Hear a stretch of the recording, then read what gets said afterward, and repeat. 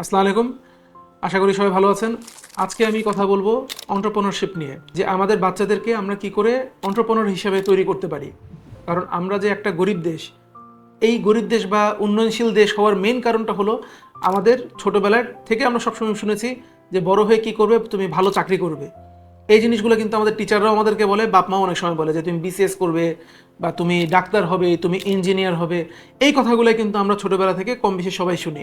ওনারাও দেশ চালাচ্ছেন, তারাও দেশের একটা খুবই ইম্পর্টেন্ট পার্ট।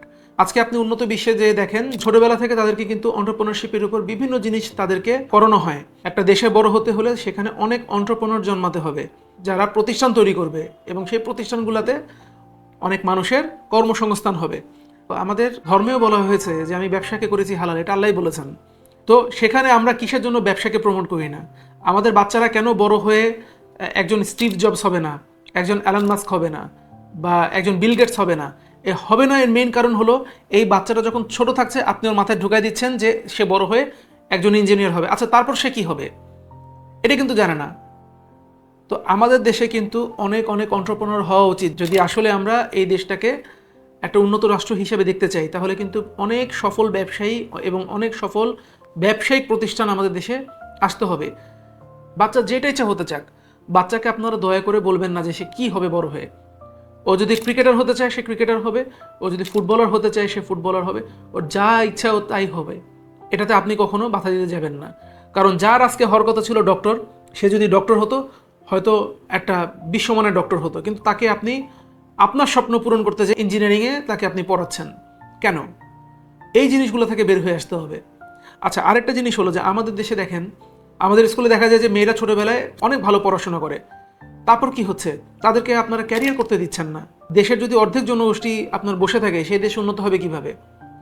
তো এখানে যখন বাচ্চাদেরকে আপনারা গড়ে তুলবেন ছোটবেলা থেকে, আপনারা চেষ্টা করবেন সে যাতে বড় হয়ে তার নিজের মন মতো যা হতে চায় হোক, এবং তার সাথে সাথে ছোটবেলা থেকে তাদের একটা এন্টারপ্রেনারশিপ মাইন্ডসেট থাকে। এই জিনিসটা আমাদের সবসময় খেয়াল রাখতে হবে। তো আমাদের দেশে দেখেন, মানে এত এত চাকরি প্রার্থী, কিন্তু চাকরিদাতার অভাব। প্রায় 20 কোটি মানুষ এই দেশে থাকে। এই পরিস্থিতি থেকে যদি আমরা উন্নয়ন করতে চাই, এই পরিস্থিতি থেকে যদি বের হয়ে আসতে চাই, তাহলে কিন্তু আমাদের অনেক অনেক এন্টারপ্রেনার দরকার। এবং আমাদের দেশে যে পরিমাণ স্টুডেন্ট আছে, তারা যদি বড় হয়ে এন্টারপ্রেনার হয়, তাদের মধ্যে থেকে বেশি না 5% যদি এন্টারপ্রেনার হয়, তাহলে কিন্তু আমাদের দেশে কোনো বেকারত্ব থাকবে না বলে আমি মনে করি। কারণ প্রায় 4 থেকে 4.5 কোটি স্টুডেন্ট আমাদের দেশে, স্কুল গোয়িং স্টুডেন্ট থেকে ইউনিভার্সিটি গোয়িং স্টুডেন্ট চিন্তা করেন। আমাদের শুধু চাকরির পিছনে ছুটলে হবে না, আমাদের আসলে ব্যবসায়িক মনোভাব নিয়েও আগাতে হবে। এবং যার ব্যবসায়ী হওয়ার কথা, সে যাতে বড় হয়ে ব্যবসায়ী হতে পারে, সেই ধরনের তাকে আমাদের সাপোর্ট দিতে হবে। মনে রাখবেন, টাকা খারাপ না। আমাদেরকে ছোটবেলা থেকে শেখানো হয় যে টাকা খুব খারাপ জিনিস, টাকা নিয়ে কথা বলা যাবে না। ফ্যামিলিতেও বাপ মারা টাকা নিয়ে ওরকম কথা বলতে চায় না। টাকার বিষয়টাকে ছোটবেলা থেকে আমাদের সমাজে দেখা হয় যে যার অনেক টাকা আছে সে অনেক খারাপ মানুষ। এই ধরনের আজগুবি জিনিস আমাদের শেখানো হয়।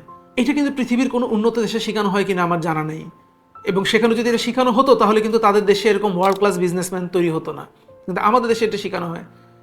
উচিত কি, যে প্যারেন্টরা, যে অভিভাবকরা ব্যবসায়ী, তার উচিত বাচ্চাকে একদম ছোটবেলা থেকে, সে যখন তার ম্যাট্রিকটা বা ইন্টারটা শেষ হলো, আস্তে আস্তে আস্তে তাকে বুঝানো যে টাকা কী জিনিস, টাকা তুমি অপচয় করবে না, টাকা কোনো খারাপ কাজে ব্যয় করবে না, টাকা খুবই সঞ্চয় করার একটা জিনিস। এই ধরনের ব্যাপারগুলা বাপ-মাদের আসলে দায়িত্ব বাচ্চাকে শেখানো। তাহলে দেখবেন যে আপনার বাচ্চা তখন ওই বন্ধুদের সাথে যে টাকা উড়াবে না, সে টাকার মূল্য বুঝবে। টাকা যে কত ইম্পর্টেন্ট একটা জিনিস, আপনি টাকা ছাড়া আজকে কিছু করতে পারবেন, এক কেজি চাল কিনতে পারবেন।